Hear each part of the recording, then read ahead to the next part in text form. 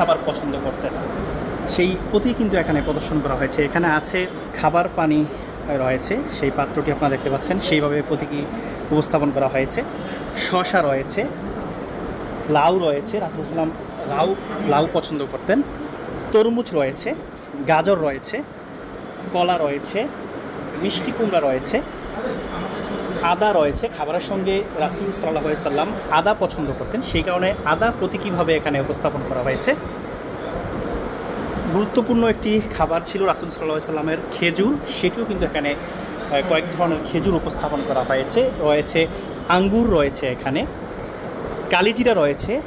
রাসূল সাল্লাল্লাহু আলাইহি সাল্লাম কালিজিরা পছন্দ করতেন, সেই কারণে এখানে প্রতীকীভাবে উপস্থাপন করা হয়েছে। আনার রয়েছে, ডুমুর রয়েছে, এখানে কিশমিশ রয়েছে, জবের ছাতু রয়েছে। এখানে আপনারা দেখতে পাচ্ছেন সামুদ্রিক মাছ নবীজি পছন্দ করতেন।